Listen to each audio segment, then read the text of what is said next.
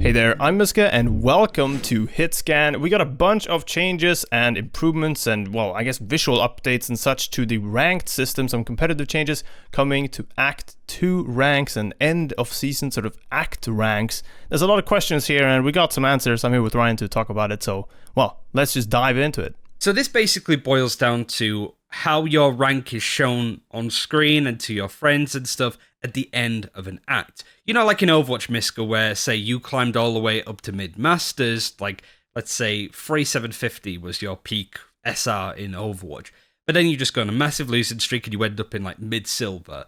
Overwatch doesn't say at the end of that season that you are a silver player.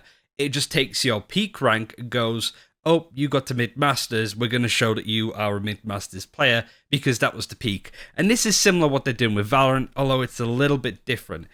It looks visually stunning with these things that they're showing in this article, but it's also incredibly confusing, so let me break it down. This is an Act rank badge. This is what will show on your profile, your card, and the thing that your teammates and friends will be able to see going forward. And this badge is decided by basically your 9th best rank win. So what I mean by that is, for example, on screen, this player, whoever they are, has won 9 games in Radiant. So his 9th best ranked game is a Radiant game.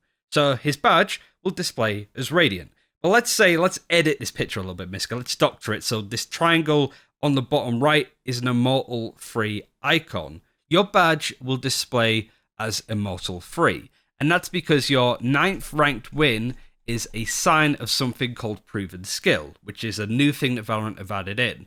And your Proven Skill is your 9th best ranked win of the act to demonstrate that you can consistently win at that level. This part about proven skill is mostly in there, so you can't just really camp a rank, you can't really camp Radiant and just place there the next season or the next act rather as well, and then just stay up in that rank. You have to prove that you're still able to play at that level by getting these 9 wins out, and then at the end of the act it will show you that your proven skill is in fact Radiant, or if you drop down and you have some Immortal games there instead, it'll be Immortal, and so on and so forth. So if we zoom out from this a little bit, we have the Radiant one with the full triangle here. We can zoom out from it and show you kind of the full overview of what this person's season could have looked like. Now, for example, this could also be that they've dropped down a little bit to some of the other ranks, but let's say that they placed in gold and they won a bunch, and then they got to plat, they won a bunch, diamond, same thing, immortal, got some more wins, and then finally went up to radiant, and that's where they got these 9 wins for their top triangle there.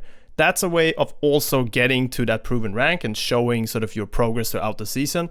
So the 9 little triangles here you see at the end could be a way that you see it, but the more you play, there's also different thresholds for your border as it changes. So you have them at 9, 25, 50, 75, and 100 wins. So these only register on the wins. So if you lose a bunch and then you have a bunch of these triangles in gold, for example, and you have a big gap, then all those losses, they won't register. They won't show you that you played at that rank. It'll only show you when you win. And that'll be visible to your friends as well whilst the act is going on. But as soon as Act 2 finishes, this triangle, you won't see all of the detail, you'll just see the top 9 wins. Kind of like you see in this image. You see the top 9 wins are Radiant, and then it will finish to look like this one as an example. Say you place mid-gold, you climb all the way to Diamond 1, and then you got a massive losing streak and you end up in Iron. Valorant isn't going to show that you went down to being an Iron player. It's only going to highlight the best parts, which, as somebody that has spoken about ranked anxiety when it comes to Overwatch, and I'm pretty sure ranked anxiety is going to be a thing with Valorant too, I think this is a pretty nice change to know what information is going to be shared, what's going to be visible, and ultimately, is it going to look bad on you if you play a lot of games that are going to massive losing streak? And the answer really is no. Yeah, your act rank will only remember the good times, as they put it here early on into the blog post. So I think this is nice to see, kind of like a bit of a reward for the end of the season. It would be cool to see some rewards around this, maybe around some gun buddies or something like that for your proven rank. Something along those lines I'd love to see, and I've seen requests for that as well. So premium content team, if you're watching or listening, then yeah, hopefully you guys have seen that too. Either way, looking forward to getting this into game and just be getting back into ranked a little bit. I haven't played that much the past week or so in terms of ranked, just a lot of Spike Rush really. So yeah, this is going to be a lot of fun. Trying to finish the Battle Pass. One thing that I did want to add as well is you won't see the Act rank history for Act 1 because Riot figured that people want to know what they're getting into before they suddenly go, oh, we're going to show everybody your best 9 wins, which for me would be pretty embarrassing as I haven't played all that much. But future going forward, you know exactly all of the information that will be displayed. It should help counter a bit of toxicity too, because that was obviously a big problem in Overwatch when people could look at your career profile, see that you're like a Brigitte main with 100 hours on there, and you climbed from silver.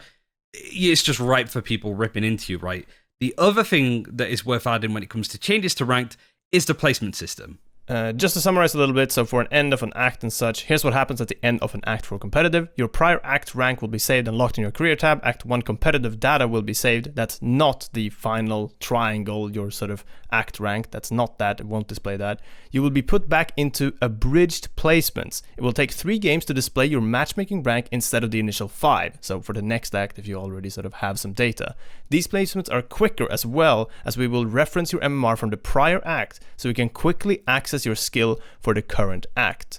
Your rank will be a conservative placement where we are confident you're able to compete at that skill level or higher. Typically, your match rank will land a couple of tiers below where you ended the prior act, but will be increasing how heavily we weigh in performance in your early game so you can quickly improve your matchmaking rank if you play well and win. Placement games don't count toward earning your act rank. So this is just to quickly get players that have already played that they have some data on back into the system so they can keep enjoying ranked without having to go through placements and feeling like they're getting punished, and especially the whole individual performance versus team performance thing to balance that out and quickly loop you back in to the Valorant rank ecosystem and, well, to after Act 2, get your act rank in your cool little triangle above your card there. So yeah, good stuff. Pretty straightforward actually, that bit. It's just that the way all of this looks and with all these visuals and the way it's broken down, I feel like it's just been a little bit overcomplicated in the way it's been worded. So hopefully this was a little bit clearer for you,